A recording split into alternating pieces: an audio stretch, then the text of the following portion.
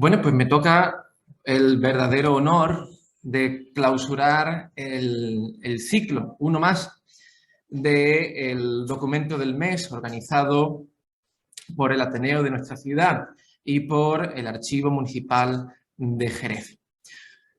Y lo hacemos precisamente, qué mejor día que en el 9 de junio, el Día Internacional de los Archivos, con unos documentos del Archivo Municipal de Jerez que verdaderamente vienen como anillo al dedo a esta celebración. Porque si bien nuestro archivo es rico por todos sus rincones, esta serie documental de la que ahora vamos a hablar supone, como en algunas ocasiones se ha dicho, los documentos estrellas de nuestro archivo municipal, esos que constituyeron en su momento jurídicamente nuestra ciudad de Jerez de la Frontera. Hablar de los privilegios rodados que se conservan en nuestro archivo municipal es hablar de la propia historia del Reino de Castilla, concretada, sintetizada en nuestra ciudad de Jerez, conquistada ya en la segunda mitad del siglo XIII. El rey Alfonso X el Sabio, a sabiendas de la importancia que tenía una buena repoblación de las ciudades conquistadas a lo largo de todo el valle del Guadalquivir, iniciado por la labor de su padre y continuada por la de él, sabía bien, como decía, que no podía constituirse una ciudad sin concedérsele los fueros necesarios para ello. Y en este sentido solo había una posibilidad de proceder a esta constitución jurídica, que era mediante el documento escrito. El documento escrito es la palabra del rey. En un momento en el que se gobierna mediante la palabra escrita, esa importancia en todos los sentidos, esa importancia simbólica, esa importancia jurídica, esa importancia documental que tienen estos privilegios, resultan del todo y absolutamente imprescindible, como decía al principio, para una correcta, una fructuosa constitución de la ciudad. Nosotros hemos conocido 1000 veces ya algunos de estos documentos, algunos de estos privilegios rodados con los que cuenta el archivo municipal. Algunos de ellos han sido incluso protagonistas de los carteles de tal día como hoy de hace ya muchos años. Ya no se editan esos carteles tan bonitos, tan grandes, que muchos profesores incluso tienen en su despacho con mucha honra. Hoy todo ha cambiado y además todo es digital, por lo tanto, apenas ya existe el papel. Y decía que los hemos conocido de muchas formas, hemos conocido su contenido, claro, naturalmente, para eso se emiten. Pero quizá es para nosotros algo más escondido, algo más oculto a nuestros ojos, a nuestro parecer más cotidiano, su relación desde el punto de vista con la diplomática real. Es decir, con el estudio del documento en sí mismo desde el punto de vista de la ciencia de la diplomática. Es decir, del estudio pormenorizado y per se del documento en sí mismo. Y eso es lo que a lo largo de los próximos minutos nos vamos a detener aquí, considerando nuestros privilegios rodados desde ese punto de vista diplomático. Cómo nacen estos documentos, para qué se otorgan y quiénes son los que elaboran esta serie documental. Y yo creo que para ello la imagen que traigo para ilustrar podría ser interesante comentarla. Nos tenemos que situar dentro del organigrama, dentro de una de las oficinas, quizá una de las más sustanciales, de las que más importancia tuvieron en los reinados de la Baja Edad Media castellana, que es la Cancillería Real. No la Chancillería, ese es el órgano judicial supremo del reino, sino la Cancillería, que es la oficina de expedición documental de los privilegios, de las distintas cartas que el rey, en el ejercicio de su gobierno, puede conceder, puede otorgar a sus súbditos dentro del reino y, naturalmente, incluso para comunicaciones con otras cancillerías internacionales. Pienso en el imperio, pienso en la Cancillería Imperial, pienso en la Cancillería Pontificia y otras cancillerías de los distintos reinos de la península, de los otros reinos cristianos de la península ibérica. Esa Cancillería está solemnemente organizada. Ya desde un primer momento existen unas figuras muy notables y principales, como son el canciller, los cancilleres mayores del Reino de León, del Reino de Castilla, el arzobispo de Santiago y el arzobispo de Toledo. Son unos cargos eminentemente simbólicos. No se ponen estos personajes a redactar, a poner por escrito ellos mismos el documento, sino que debajo de ellos, en esa oficina solemnemente organizada, como digo, existen otros cargos, otros personajes encargados a los que se les encomienda las distintas tareas de la producción escrita. Los notarios, los escribanos, los amanuenses, los selladores, los grosatores, etcétera, etcétera, etcétera. Y son ellos los autores materiales del documento, teniendo presente que el autor espiritual siempre va a ser el rey. Pues bien, el estudio de la Cancillería Real ha sido un tema recurrente dentro de la investigación de las ciencias y técnicas historiográficas, el área a la que yo pertenezco, desde prácticamente principios del siglo XX. Estos estudios se inauguran con obras de mucho calado, como pudieron ser, por ejemplo, las de, por todos conocidos, entiendo, Agustín Millares Carlo, que fue el que inició, de algún modo, científicamente, por así decirlo, los estudios sobre la Cancillería Regia Castellana, comenzando por la Cancillería de un reinado que es el que consagra, junto con el de su hijo, los principales tipos diplomáticos, los principales documentos que se emiten en esa Cancillería del Rey. La Cancillería de Fernando III el Santo. Paralelamente, eso era del año 26, y paralelamente, pues, pocos años después, la historiadora británica Evelyn Procter también se dedicó a hablar de la Cancillería ya de Alfonso X el Sabio. Fernando III el Santo, Alfonso X el Sabio, padre e hijo, son los monarcas que, como digo, consagran no solo la Cancillería, sino los documentos que en ella se producen. De modo que tienen tanto éxito esos tipos diplomáticos emanados de esta oficina, que son los que se van a extender a lo largo del tiempo, a lo largo de la Baja Edad Media, perdurando algunos de ellos, sobre todo los que vinieron en reinados posteriores, hasta prácticamente nuestros días. Desde entonces se ha estudiado esta cuestión y traigo lo que podría ser un perfecto corolario de lo que se ha trabajado hasta entonces, que es un elenco científicamente expresado, naturalmente, de los principales documentos, de los principales tipos diplomáticos que se emitieron en la Cancillería Real en la época bajomedieval. Y me estoy refiriendo al trabajo publicado en el año 96 por las profesoras Pilar Hostos Salcedo y María Josefa Sanfuentes sobre eso mismo que vengo diciendo, sobre los documentos emitidos por el rey en esta época. Mucho más recientemente, en el año 2015, fruto de una tesis doctoral brillante, la de Marina Klein, pues se publicó también una monografía dedicada en exclusiva a conocer quién es quién y qué es qué en la Cancillería Real Castellana de la corona de Alfonso X el Sabio.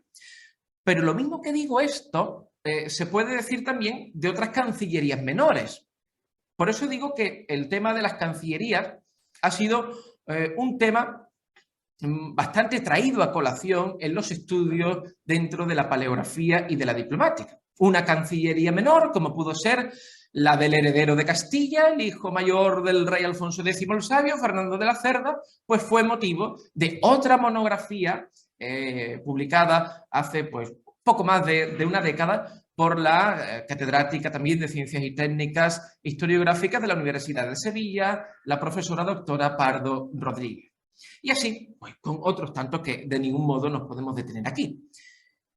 Tal es el caudal de documentos que estas cancillerías emiten, que en alguna ocasión incluso ha merecido la pena la publicación de una colosal monografía que recopilase todos esos documentos, como pudo ser la que en el año 91 coordinó el profesor catedrático de Historia Medieval de Sevilla, Manuel González Jiménez, el famoso, el célebre diplomatario andaluz de Alfonso X el Sabio, que nada más y nada menos reunió en torno a 539 documentos intitulados por el rey sabio solo para la zona andaluza.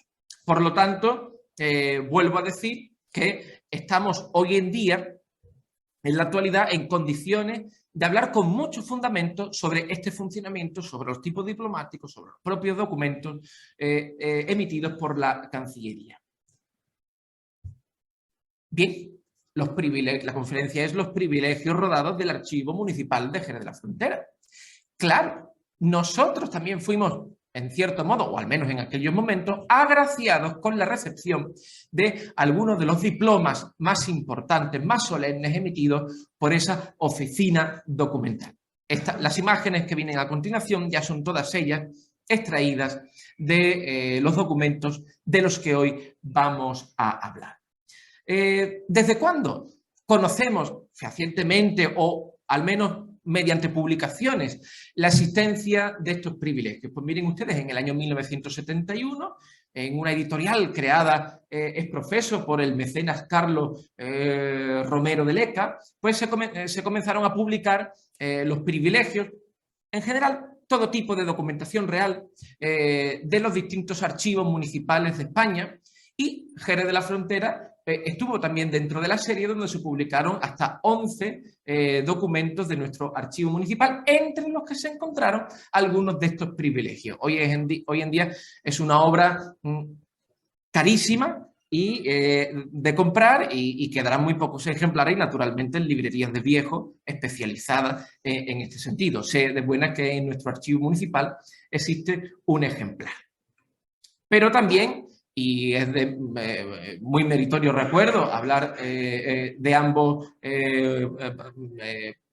autores, han quedado noticia de estos documentos en las historias de Jerez de Hipólito Sancho de Soprani, la que se publicó ya póstumamente después de su muerte, con ocasión del aniversario del 7º centenario de la conquista de la ciudad, en el año 64, digo, y la que en el año 80, pues prácticamente 2 décadas después, se publicó como el libro del repartimiento de nuestra ciudad, editado también por el profesor Manuel González Jiménez, acompañado del doctor también Antonio González Gómez. Aquí, precisamente, en el apéndice documental del libro del repartimiento se incluyen las transcripciones de algunos de estos documentos que hoy vamos a ver.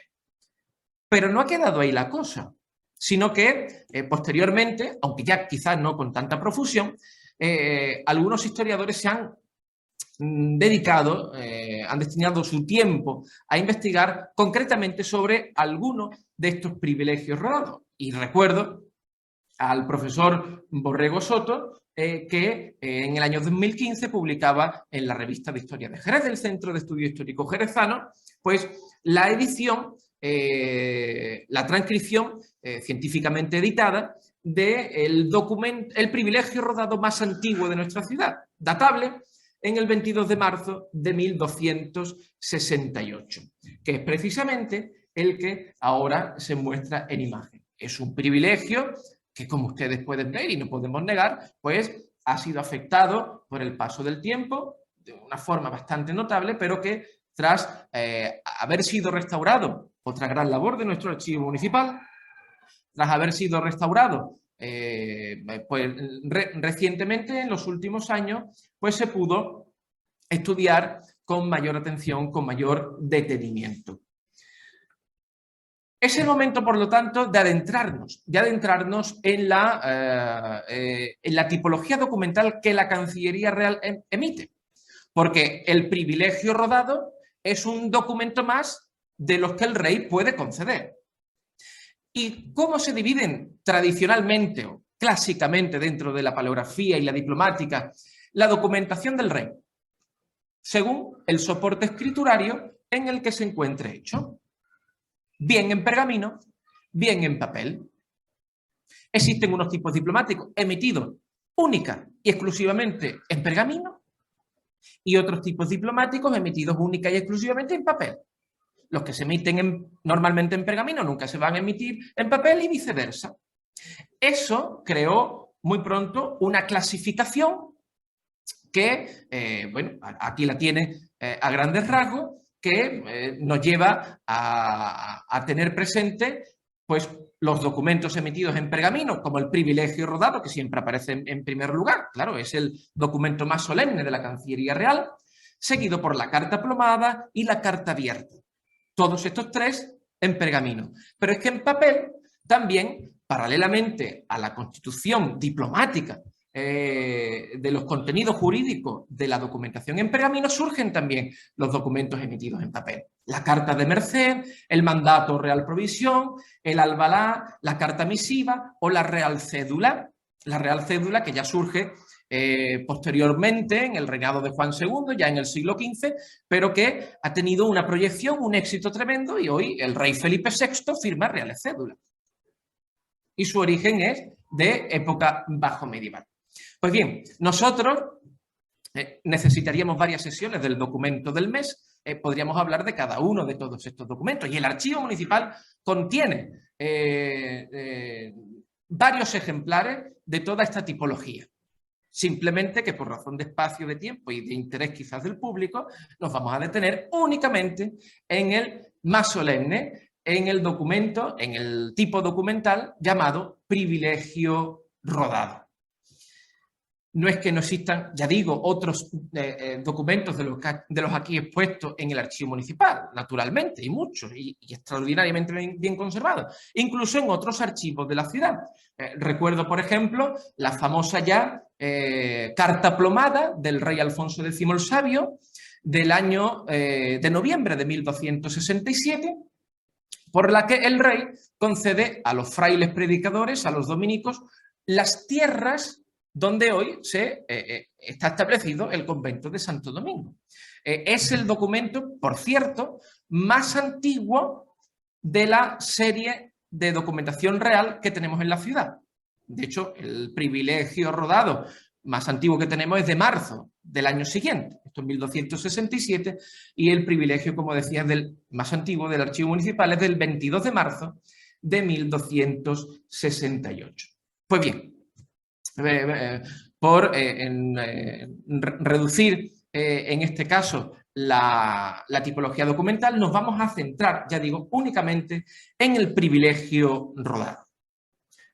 Lo he dicho ya, es tenido como el documento más importante, más solemne, solemne como término, como vocabulario eminentemente diplomático, más solemne de la Cancillería Real castellana.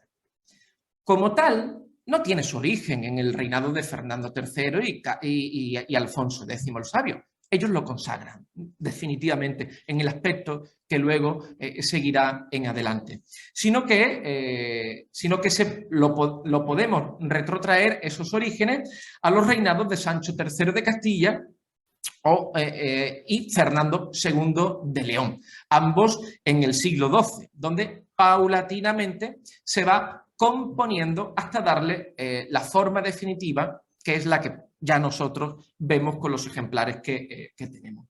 Su denominación, privilegio rodado, deriva de su contenido jurídico, por un lado, privilegio, y de sus rasgos diplomáticos, por otro, la rueda.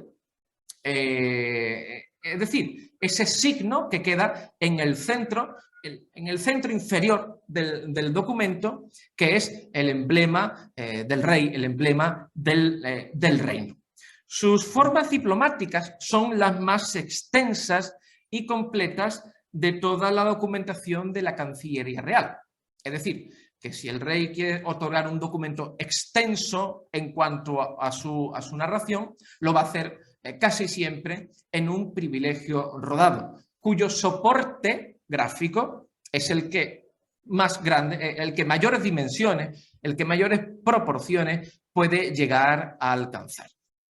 En este caso, pues aquí vemos un privilegio rodado de Alfonso IX de León, de 1216, o este otro, también suyo, de 1226, donde ya se va viendo cómo la compartimentación espacial y diplomática del documento empieza ya a tomar los caracteres definitivos, incluida la rueda, el signo rodado, en el centro del documento. Curiosamente, la rueda es, si se me permite, estamos divulgando la historia, la diplomática en este caso, es un extranjerismo, porque tiene su origen en la Cancillería Real y particularmente, perdón, en la Cancillería Pontificia y particularmente dentro del famoso Tribunal de la Rueda, de ahí el nombre.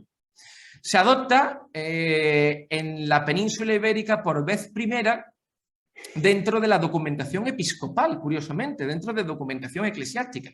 Y uno de los primeros que emite documentos con la rueda incluida en ellos es el célebre obispo de Santiago de Compostela, Gelmírez.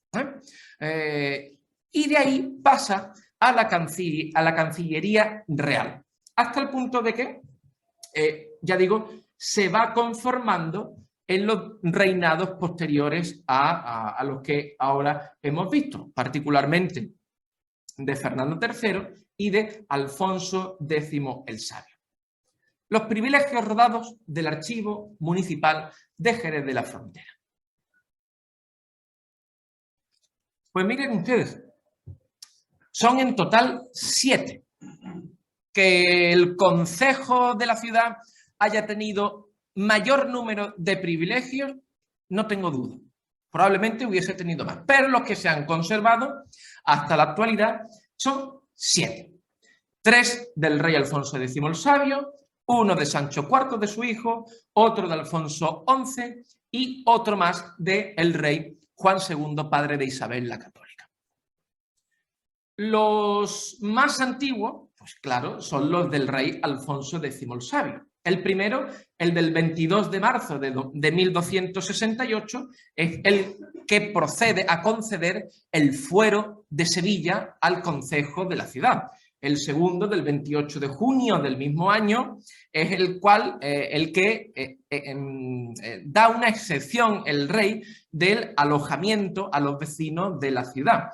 El último del reinado de Alfonso X el Sabio, del 29 de octubre, trata sobre las heredades de los 40 caballeros del feudo, mientras que ya el de Sancho IV pues, tiene un contenido jurídico sobre la exención del diezmo y portazgo a los vecinos de Jerez, mientras que el de Alfonso XI son confirmaciones de documentos anteriores y el de Juan II es una confirmación de los famosos 13 regidores que provenían ya de época anterior del siglo XIV. En general, su estado de conservación es muy bueno, sobre todo después de haber sido sometidos, como decía, a una restauración integral de los mismos. Yo quisiera ver con ustedes en los próximos minutos unas pinceladas del contenido de estos documentos, de la estructura diplomática en sí misma del privilegio rodado.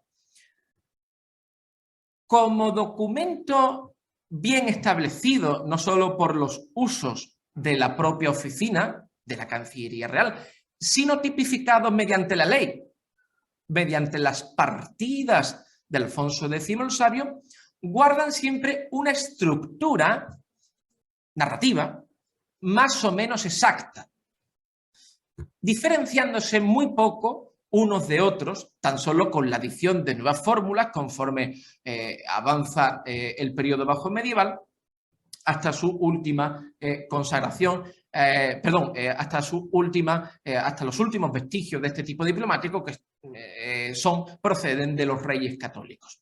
Luego se emitieron, pero ya en formato cuaderno, perdiendo ese aspecto que nosotros hemos podido ver en imágenes anteriores y posteriores, por supuesto. Ahora vamos a ver algunas más. Son aspectos que a la ciudadanía les parecerá, entiendo, bastante desconocidos, pero es que hablan mucho de los contenidos de estos tipos documentales. Y quizá es lo más novedoso en una intervención de este tipo, teniendo presente de que la aproximación a ellos desde el punto de vista de la diplomática real no es frecuente tenerla presente pues, en los estudios que más a mano quizás podríamos tener. Un privilegio rodado, como documento solemne de la Cancillería Real, siempre va a empezar por una invocación, bien monogramática o bien verbal, o a veces aunando las dos. La invocación monogramática es el famoso crismón, es decir, el tenor documental, el texto de estos documentos, siempre va a empezar por una invocación a la divinidad, a Dios. El crismón no es más que el dibujo entrelazado de las primeras letras de la palabra Cristo en griego, Christos, la ji y la ro, a las que se le pueden añadir, lógicamente, el resto de letras que componen esta palabra. Y no solo eso, sino además, en algunas ocasiones, como es el caso de uno de nuestros privilegios, del más antiguo, la alfa y la omega, la primera y la última letra del alfabeto griego, significando a Cristo como principio y fin de todas las cosas. Esto de la invocación al inicio de los textos reales, al menos en los más solemnes, en los más importantes, no deja de ser un simbolismo más de la presencia de la doctrina cristiana dentro del desarrollo del poder real en la corona castellana y en otras muchas coronas, donde también internacionales o otras de la península ibérica, donde también se utiliza este crismón. Pero también esa invocación a la divinidad puede ser verbal, es decir, utilizando palabras. No es constante a punto ahí, pero sí muy frecuente. ¿Qué es una invocación verbal? Pues, por ejemplo, la que contiene el privilegio rodado de Sancho IV de nuestro archivo municipal. ¿Tiene crismón? Sí, ya, ahí aparece. Pero además, otra invocación de tipo verbal. ¿Cómo se dice? Pues de este modo: en el nombre de Dios, que es Padre e Hijo, Espíritu Santo, que son tres personas, es un Dios que vive y regna por siempre jamás, e de la bienaventurada Virgen gloriosa Santa María, su Madre, e a honor y servicio de todos los santos de la corte celestial. A partir de ahí empezaría el documento a tratar el contenido propiamente de lo que se va a realizar dentro de ese privilegio rodado, que por lo normal, por cierto, sirve para conceder. El privilegio rodado normalmente sirve para conceder alguna merced, también para confirmar otras anteriores, pero sobre todo para conceder. Otras fórmulas jalonan el texto de estos privilegios rodados. Y es precisamente el tipo diplomático que contiene una fórmula que no se va a dar en otros.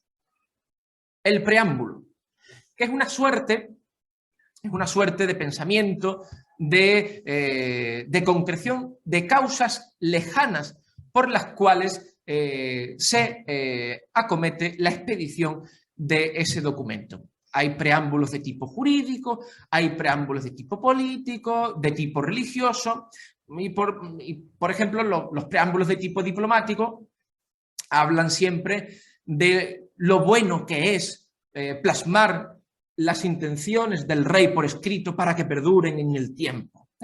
No es esa la causa próxima de la expedición del documento, sino la causa ideal de la expedición del documento. ¿Por qué? Porque la causa exacta de la expedición cercana, de la expedición del documento, se realiza dentro de la exposición. Me salto dos fórmulas que suelen ser bastante breves, normalmente del tipo de merced. Por facer bien e merced al Concejo de Jerez de la Frontera. Por eso digo que la dirección, es decir, a quién va dirigido el documento, el destinatario del documento, a veces queda subsumida dentro de esta fórmula de la exposición. Pero le preceden dos, que no suelen fallar: la notificación y la intitulación.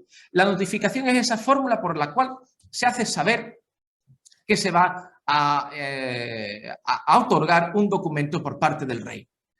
Sepan cuantos esta carta vieren e oyeren, vieren los que se puedan leer, oyeren los que no, naturalmente. Esa fórmula está ya prácticamente consagrada en el reinado de Alfonso X el Sabio. Otra notificación de corte más arcaico podría ser la de conocida cosa sea a todos los que esta carta viene, pero ya digo que se cristaliza finalmente con el de sepan cuántos esta carta vienen, que además luego pasa a la documentación notarial. Cualquier compraventa, cualquier testamento, cualquier censo, cualquier carta de poder, siempre, en la documentación notarial siempre es iniciada por la notificación. Sepan cuántos esta carta vienen, como fulano y mengano, otorgamos y conocemos que vendemos un campo, pues viene también hilvanado al tema de la Cancillería Real. Y en un documento del rey, claro, no puede faltar la propia intitulación del monarca, donde se especifica el monarca que concede ese privilegio. A su vez está compuesto de varias fórmulas. El pronombre, normalmente yo o nos, el tratamiento, don, el nombre, Alfonso, Sancho, Fernando. Seguidamente, la fórmula de derecho divino, por la gracia de Dios. Siempre la fórmula de derecho divino nunca va a faltar. Y seguidamente el título principal, rey, y seguidamente la expresión de dominio. Rey de Castilla, de León, de Toledo, de Galicia, de Murcia, de Jaén, etcétera, etcétera, etcétera. No lo he dicho exactamente en orden por si hay algún purista diplomático escuchándome en esta ocasión. Pero nunca dejan de faltar, naturalmente, no puede ser de otra forma, los datos del monarca que otorga, que concede el documento, que además, por cierto, suelen estar resaltados dentro del propio tenor documental, con tintas de colores o con mayúsculas, de modo que aparentemente a los ojos, inmediatamente el nombre del rey salta a la vista. El privilegio rodado sigue avanzando en su composición y llega a la parte principal del documento, al meollo de la cuestión, al quid de la cuestión, que es la disposición. Esa fórmula sin la cual no hay documento. Si no hay disposición, no hay documento, que es lo que se dispone, algo. Por lo tanto, es indispensable su aparición dentro del propio tenor documental.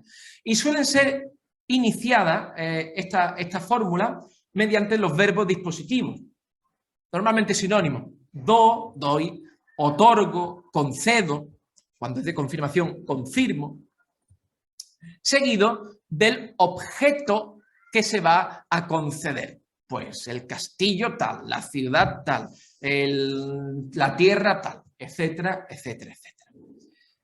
La disposición, igual que luego ocurrirá en la documentación notarial, siempre va a ser reforzada mediante una serie de cláusulas que van a aparecer siempre hacia el final del documento.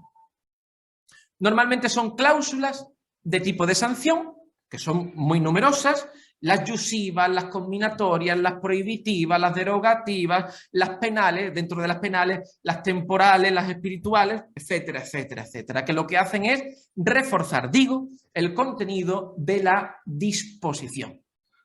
Concluidas las cláusulas de sanción, nunca falla la cláusula de corroboración, es decir, aquella por la cual se anuncia el modo en que el documento se ha validado, que lo vamos a ver a continuación dentro de la fórmula en concreto. Un documento que se precie, por evitar siempre posibles falsedades, debe datarse, debe contener siempre una fecha, y esa fecha siempre viene consignada al final del tenor documental del documento. Una fecha que se inicia normalmente por el incipit, fecha la carta, y que le sigue el elemento tópico en Zamora, en Jerez, en Sevilla, donde sea. Y el elemento crónico, claro está, la fecha en la cual se ha otorgado el documento, el 9 de junio del año 2022. Bien. Finalmente, tiene lugar una parte del documento dentro del escatocolo que no puede faltar si queremos tener visos de veracidad dentro del propio otorgamiento, que es la validación. Es decir, el momento en el cual el documento recibe sus marcas de identidad, sus marcas de fehaciencia. Las marcas de validación por la cual el documento queda completado y otorgado del todo. Esa validación está compuesta de diferentes elementos, principalmente de las famosas suscripciones. Suscripción del monarca, no del puño y letra del monarca, sino escrito por mano de los escribanos de la Cancillería Real, vuelve otra vez a hacer un reflejo de la intitulación del monarca, incluso de algunos miembros de su familia, y seguidamente soberanos y príncipes vasallos y una serie de personajes de ambos reinos, de León y de Castilla, que se sitúan a izquierda, en columnas, a izquierda y derecha del signo rodado. Normalmente a la izquierda los arzobispos, obispos, nobles del reino de Castilla, y a la derecha los arzobispos, obispos y nobles del reino de León. Del reino de León. Debajo de la rueda no suele faltar, naturalmente, las suscripciones del oficial de la Cancillería Regia que elaboró el documento, normalmente con el reflejo del iusio del rey, del mandato del rey de puesta por escrito, por mandado del rey. Que es, digamos, la consagración de que ese documento ha sido emitido por voluntad del rey. Más elementos de validación. El signo real, que lo hemos visto en el centro, con dos grandes orlas, dos grandes circunferencias que orlan el interior, donde normalmente se reproduce al principio una cruz, pero inmediatamente después se cuartela el emblema de Castilla, con castillos y leones.